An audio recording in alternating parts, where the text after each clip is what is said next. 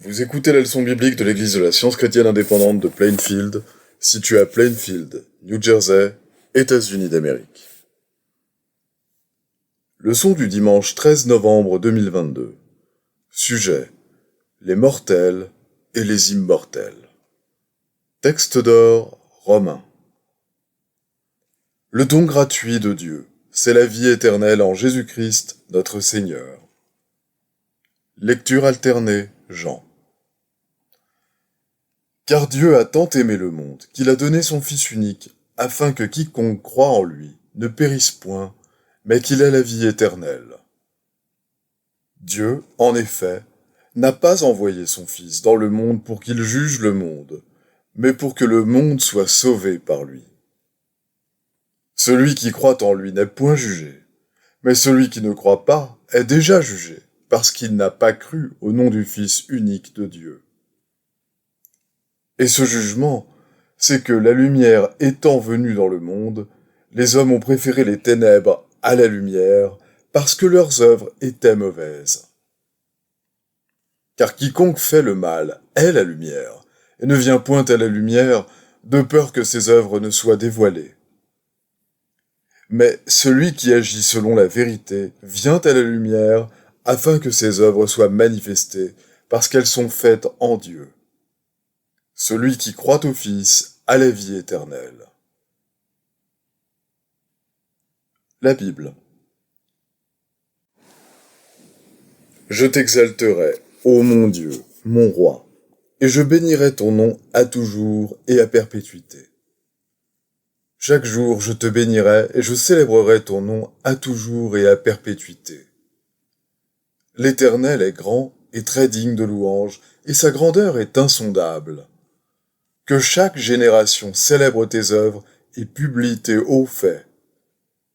Je dirai la splendeur glorieuse de ta majesté. Je chanterai tes merveilles. Toutes tes œuvres te loueront, ô Éternel, et tes fidèles te béniront. Ils diront la gloire de ton règne, et ils proclameront ta puissance. Pour faire connaître au Fils de l'homme ta puissance et la splendeur glorieuse de ton règne. Ton règne est un règne de tous les siècles, et ta domination subsiste dans tous les âges.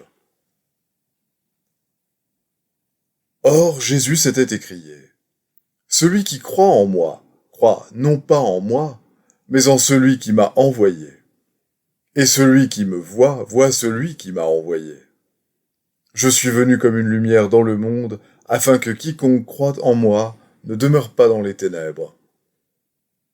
Si quelqu'un entend mes paroles et ne les garde point, ce n'est pas moi qui le juge, car je suis venu non pour juger le monde, mais pour sauver le monde. Celui qui me rejette et qui ne reçoit pas mes paroles a son juge. La parole que j'ai annoncée, c'est elle qui le jugera au dernier jour. Car je n'ai point parlé de moi-même, mais le Père qui m'a envoyé m'a prescrit lui-même ce que je dois dire et annoncer. Et je sais que son commandement est la vie éternelle. C'est pourquoi les choses que je dis, je les dis comme le Père me les a dites. Un chef interrogea Jésus et dit: Bon maître, que dois-je faire pour hériter la vie éternelle? Jésus lui répondit: Pourquoi m'appelles-tu bon? Il n'y a de bon que Dieu seul. Tu connais les commandements. Tu ne commettras point d'adultère. Tu ne tueras point. Tu ne déroberas point. Tu ne diras point de faux témoignages. Honore ton père et ta mère. J'ai, dit-il, observé toutes ces choses dès ma jeunesse.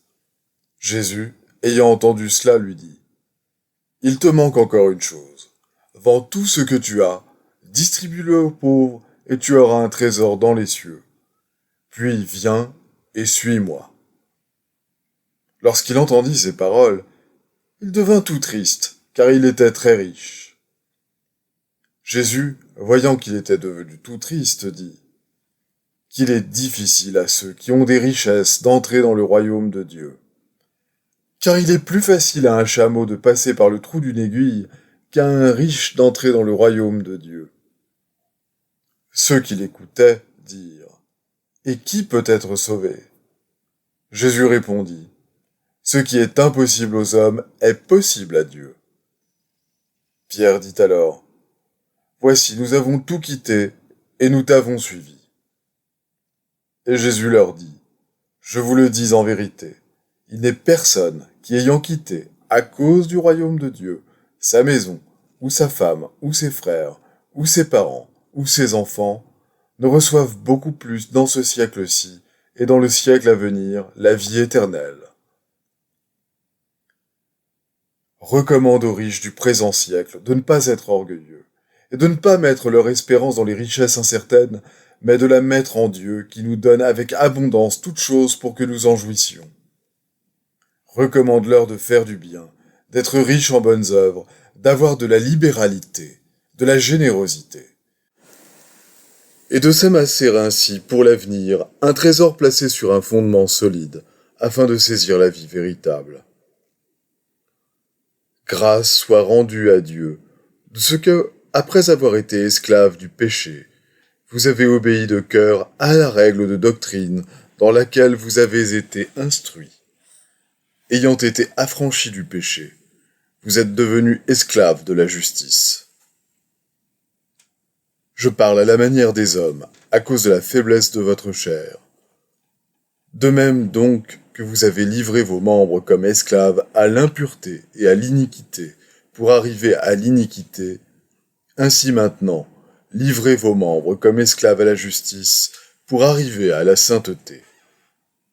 Car lorsque vous étiez esclaves du péché, vous étiez libres à l'égard de la justice. Quels fruits portiez-vous alors ? Des fruits dont vous rougissez aujourd'hui. Car la fin de ces choses, c'est la mort.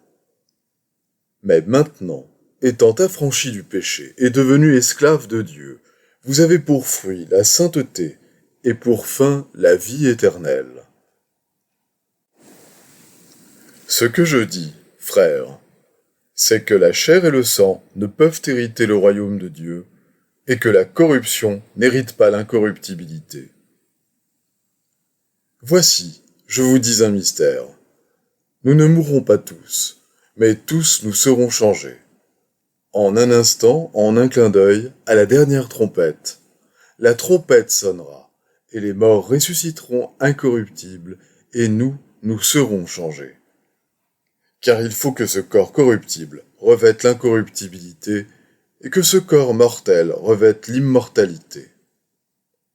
Lorsque ce corps corruptible aura revêtu l'incorruptibilité, et que ce corps mortel aura revêtu l'immortalité, alors s'accomplira la parole qui est écrite.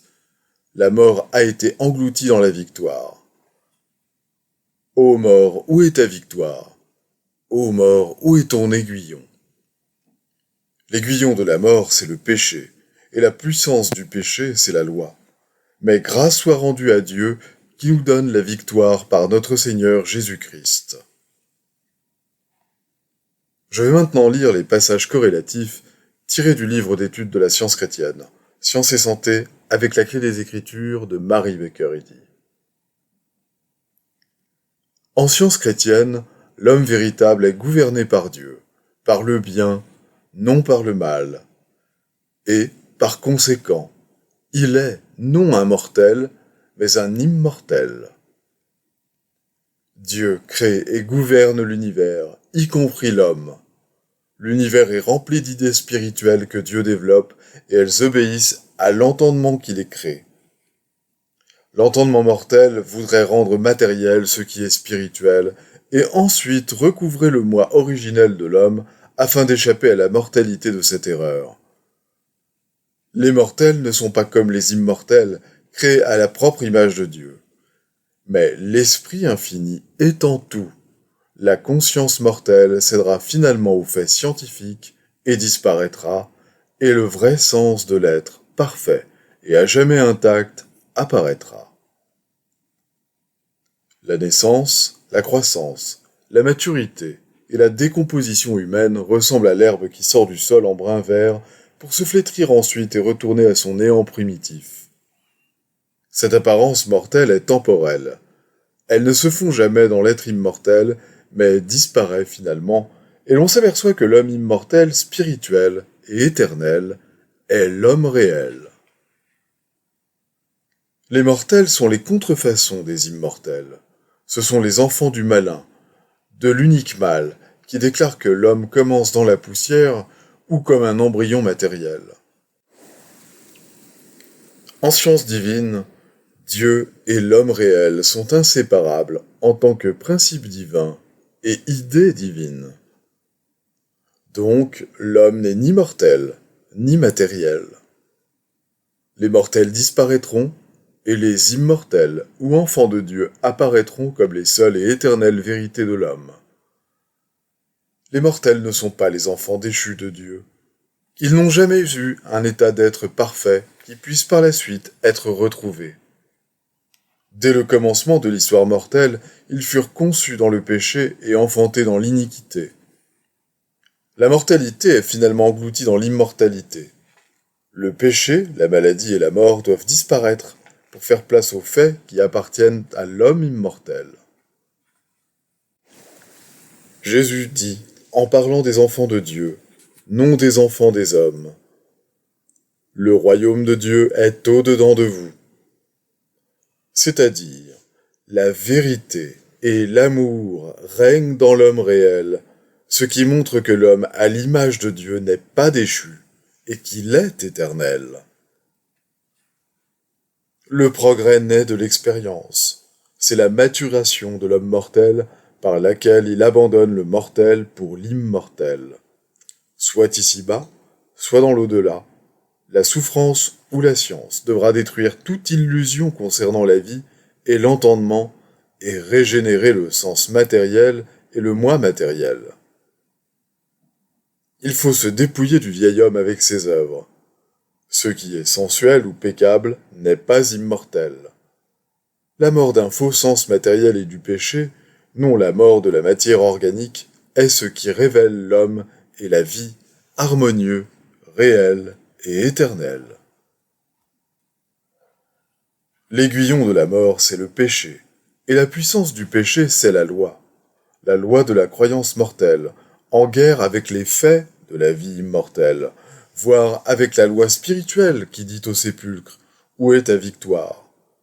Mais lorsque ce corps corruptible aura revêtu l'incorruptibilité, et que ce corps mortel aura revêtu l'immortalité, alors s'accomplira la parole qui est écrite. La mort a été engloutie dans la victoire. La beauté, de même que la vérité, est éternelle. Mais la beauté des choses matérielles passe, éphémère et fugitive, comme la croyance mortelle. La coutume, l'éducation et la mode forment les normes passagères des mortels. L'immortalité, exempte de vieillesse ou de décrépitude, a une gloire qui lui est propre, la splendeur de l'âme. Les hommes et les femmes immortels sont des modèles de sens spirituel, façonnés par l'entendement parfait et reflétant ces conceptions plus hautes de beauté qui surpassent tout sens matériel. Il faut mettre en lumière le grand fait spirituel que l'homme est, non pas sera, parfait et immortel. Nous devons être pour toujours conscients de l'existence, et tôt ou tard, par le Christ et la science chrétienne, nous devrons maîtriser le péché et la mort. L'évidence de l'immortalité de l'homme deviendra plus apparente à mesure que l'on renoncera aux croyances matérielles et que l'on admettra les faits immortels de l'être. La vie est éternelle. Nous devrions reconnaître ce fait et en commencer la démonstration. La vie et la bonté sont immortelles. Modelons alors nos vues concernant l'existence sur la beauté, la fraîcheur et la continuité, plutôt que sur la vieillesse et la décrépitude. Lorsque l'illusion de la maladie ou du péché vous tente, attachez-vous fermement à Dieu et à son idée. Que rien hormis sa ressemblance ne demeure dans votre pensée.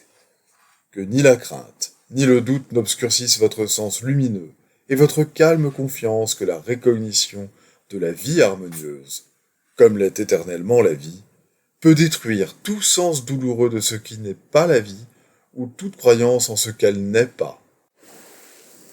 Que la science chrétienne, au lieu du sens corporel, soutienne votre compréhension de l'être, et cette compréhension substituera la vérité à l'erreur, remplacera la mortalité par l'immortalité et réduira au silence la discordance par l'harmonie. La joie exempte de péché, la parfaite harmonie et l'immortalité de la vie possédant la beauté et la bonté divine illimitée, sans aucune douleur ni aucun plaisir corporel, constituent le seul homme véritable et indestructible dont l'être est spirituel. Cet état d'existence est scientifique et intact. Perfection que seuls discernent ceux qui ont la compréhension finale du Christ dans la science divine. La mort ne saurait jamais hâter cet état d'existence, car il faut que la mort soit vaincue, non subie, avant que l'immortalité paraisse. La science révèle les glorieuses possibilités de l'homme immortel, jamais limité par les sens mortels. Les devoirs quotidiens de Mary Baker Eddy. Prière quotidienne. Il sera du devoir de tout membre de cette Église de prier chaque jour.